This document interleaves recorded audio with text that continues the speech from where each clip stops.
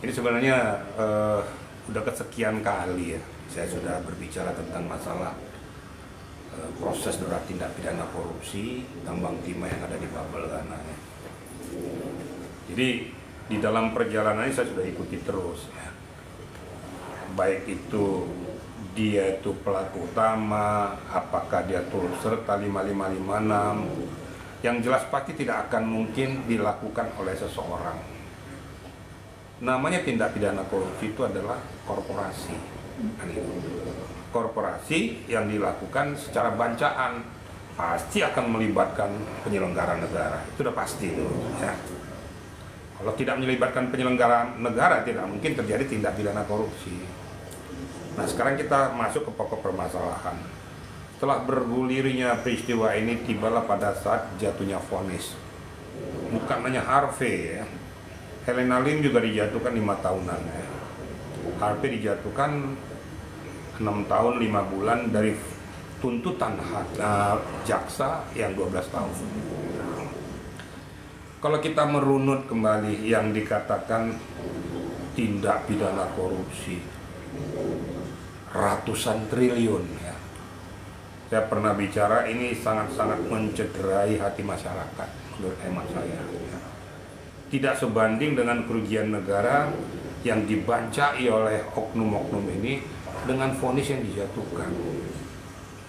Pernah saya analogikan kalau di Cina itu nggak ada ampun, itu hukuman tembak mati langsung di tempat, disaksikan oleh khalayak ramai.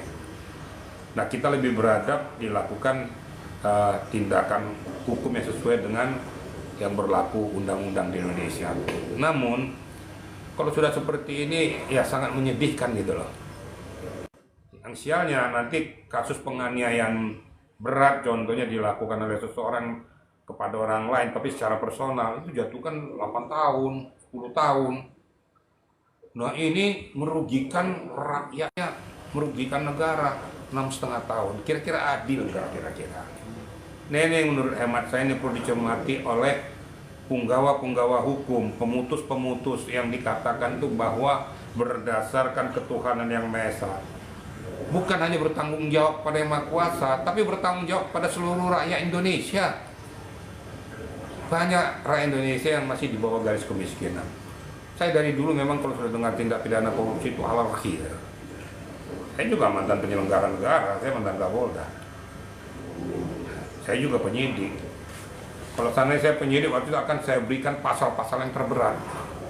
Nah, sekarang jangan lagi kita berbicara di ranah penyidik, tapi ini sekarang di ranah penuntut umum dan pemvonis, yaitu hakim yang bertanggung jawab. Nah, yang apesnya tuntutan 12 tahun aja menurut hemat saya tuh masih kurang. Makanya Pak Prabowo mengatakan kok ringan amat, kenapa nggak 50 tahun aja? Itu sebenarnya udah bahasa klise. Bahasa klise itu tuh bahasa sindiran, bahasa bentuk kekecewaan sebenarnya. Kok seperti itu sih? Itu sebenarnya menurut Pak Prabowo kalau saya tangkap ya dari bahasanya. Tapi ada nuansa-nuansa kekecewaan tidak sesuai dengan hati nurani beliau sebagai Presiden Republik Indonesia, juga hati nurani rakyat. Nah, menurut hemat saya sebaiknya hal ini, kan sekarang jaksa naik banding nih, naik banding. Menurut hemat saya naik banding ini, tolonglah hakim punya hati nurani, punya hati nurani melihat pelaku-pelaku ini. Ya kalau bisa dinaikkan tuh jadi 18 tahun atau 12 tahun lah. Joko Susilo dulu ingat nggak? Itu divonis 12 tahun, banding jaksa naik malah 18 tahun. Ulangi, yang banding tuh Pak Joko Susilonya ya, malah 18 tahun. Nah, ini kenapa nggak lebih berat? Bayangin loh, ratusan triliun loh. Yang pertama. Yang kedua, apakah tindak pidana korupsi yang dilakukan oleh Harvey Muiz ini berdiri sendiri?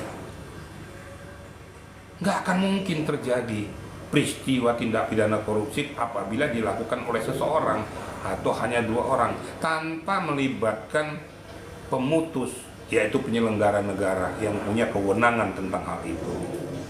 Ini kemana? Kok Kok kenapa nggak ditarik, kemana larinya, siapa-siapa aja yang terlibat di dalamnya ini. Ya tolong diteliti lah, jadi jangan dari Kejaksaan Agung yang memutus di sekitar lokasi itu saja. Rakyat ini tidak buta, rakyat ini sudah melek hukum. Dia berikanlah rasa keadilan kepada masyarakat bahwa mereka-mereka ini jangan diberikan ruang gerak. Kalau seperti itu nanti apes ya, toh segitu juga kok. Ya udah kita korupsi aja. Dikorupsi nanti 100 triliun, kalaupun disita hanya paling nanti disita berapa tuh? Hanya dapat hanya sekian miliar untuk dikembalikan kepada negara. Terus yang lain kemana? Ya udahlah, nanti 6 tahun nanti bisa remisi, akhirnya cuma 2 tahun. Suburlah tindak pidana korupsi di Indonesia ini. Kira-kira gitu ya. Dari mana dibuktikan pengembalian 210 triliun? Kan sudah divonis. Gimana? Pengembaliannya dendanya 210 miliar dan dengan hukuman 6,5 tahun. Kan 210 miliar bukan 210 triliun. Terus kemana yang sekian ratus triliunnya? Ya, gitu loh. Maksud saya kan begitu. Jangankan segitu, kalau seandainya seperti itu orang lain juga mau, nggak apa-apa. Bancai 300 triliun, kembalikan 10 triliun nggak apa-apa. Kalau memang mau seperti itu, hanya 210 miliar. Kalau menurut hemat saya, miskin kan, sita seluruh asetnya. Kalau belum sesuai dengan kerugian negara tuh habisi, supaya ada faktor penjerahan. Kalau nggak begitu, subur banget. Makanya akhirnya muncullah dari SPR itu mengatakan bahwa Indonesia terkorup, termasuk salah satu di antara terkorup di Indonesia begini. Karena apa? Adanya ruang-ruang peluang, celah-celah untuk melakukan perbuatan tindak pidana korupsi itu. Harga juga. Apa hubungannya? Sopan santun, kalau bisa besok aku nangis-nangis itu. Sopan banget gua. Iya Pak Hakim, yang penting ponisnya rendah. Nggak masuk dalam kalkulasi hukum. Nggak ada hubungannya antara sopan, menjawab dengan baik, kemudian diberikan sanksi yang ringan. Apa hubungannya? Terus kemana yang dikejar itu, kemana uangnya gitu loh, kemana uangnya dibancai, kepada siapa-siapa saja.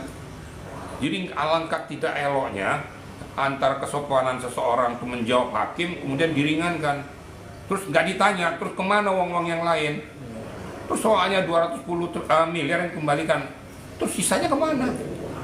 Oh kepada si ini, ya disebutin dong gitu.